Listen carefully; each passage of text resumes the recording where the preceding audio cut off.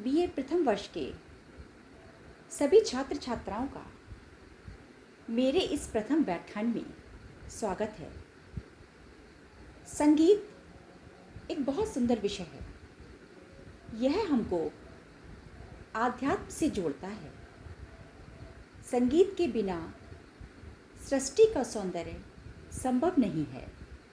प्रकृति में हर कहीं संगीत परिलक्षित होता है, जैसे पत्तियों की सरसराहट, चिड़ियों का कलरव, झरनों की कलकल, यहाँ तक कि मौन का भी अपना संगीत है। संगीत मानव हृदय के उद्गारों को व्यक्त करने का एक सशक्त माध्यम है। संगीत क्या है? साधारण बोलचाल की भाषा में केवल इतना ही समझा जाता है कि संगीत का अर्थ गायन से लिया जाता है, परंतु जहाँ गायन, वादन और नृत्य तीनों ही मिल जाएं, वही संगीत है।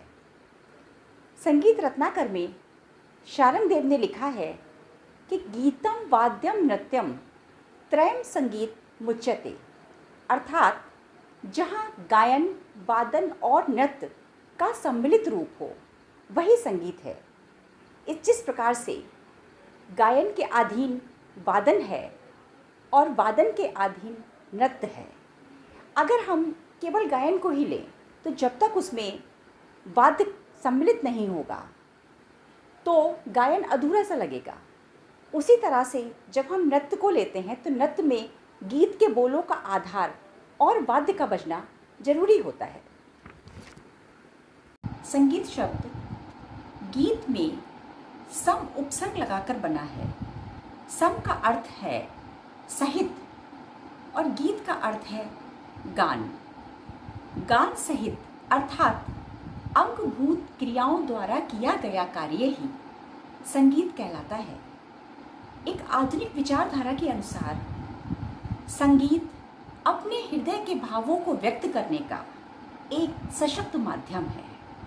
संगीत के द्वारा मानव हृदय के उद्गारों को व्यक्त किया जा सकता है। जिस प्रकार 9 रस होते हैं, वो 9 रस मानव के हृदय में अंकित होते हैं। अब हम धीरे धीरे आगे बढ़ते हैं संगीत की उत्पत्ति के विषय में, कि संगीत की उत्पत्ति कहाँ से हुई, कैसे हुई। इसमें तमाम आधार हैं। कुछ वैज्ञानिक आधार हैं, मनोवैज्ञानिक आधार हैं, धार्मिक आधार।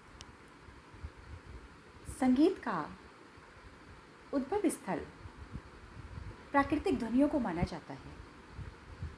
कहते हैं कि प्रकृति में व्याप्त जो ध्वनियाँ हैं वह संगीत की आत्मा है।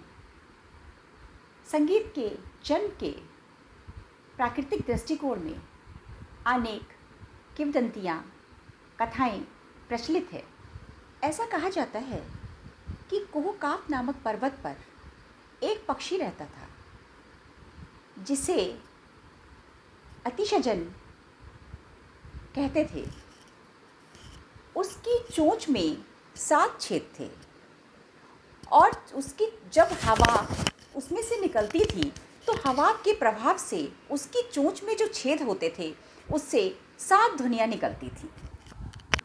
अरब के एक प्रसिद्ध इतिहासकार ओला सिनिज़्म ने अपनी पुस्तक विश्व का इतिहास में संगीत का उद्भव बुलबुल नामक चिड़िया से माना है। कहते हैं कि ईश्वर ने बुलबुल नामक चिड़िया को संगीत वाहक के रूप में धरती पर भेजा। हिंदी साहित्य में 7 स्वरों का संबंध विभिन्न पशु पक्षियों से लिया गया है। दामोदर पंडित ने अपनी किताब में लिखा है कि मोर का संबंध सा से है, चातक का रे से, बकरे का गा, क्रौंच का माँ, कोयल का पा, मेंढक का धा और हाथी का संबंध निषाद स्वर से माना गया है। इसी तरह से विभिन्न विद्वानों ने प्रकृति में ध्वनियाँ और पशु पक्षियों से संगीत के स्वरों के संबंध को लिया। संगीत की उत्पत्ति के विषय में कुछ धार्मिक मत हैं। कहा जाता है कि सर्वप्रथम ब्रह्मा जी ने संगीत की शिक्षा शिव जी को दी। शिव जी ने सरस्वती जी को, सरस्वती जी ने नारद जी को, और नारद जी ने पृथ्वी पर अवतरित होकर संगीत की शिक्षा भरत को दी। भरत प्राचीन विद्वान सबसे पहले माने जाते हैं। फिर धीरे धीरे ये शिक्षा जन मन में व्याप्त हो गई। ग्रंथकार के अनुसार नारद जी ने वर्षों तक योग साधना की। तब शिव जी ने प्रसन्न होकर उन्हें संगीत की शिक्षा प्रदान की। पार्वती जी की शयन मुद्रा को देखकर, उनके अंग प्रत्यंगों को देखकर शिव जी ने रुद्र वीणा का निर्माण किया तथा शिव जी के मुख से 5 राग उत्पन्न हुए और छठा राग पार्वती जी के मुख से उत्पन्न हुआ। कुछ विद्वान संगीत का उद्भव ओम से मानते हैं। ये एकाक्षर जिसमें 3 अक्षर समाहित हैं, आ, उ तथा मा, यही बीज मंत्र है। इसी से नाद की उत्पत्ति हुई है और ओम संपूर्ण सृष्टि में व्याप्त है। इसी तरह से संगीत के कुछ मनोवैज्ञानिक आधार भी हैं।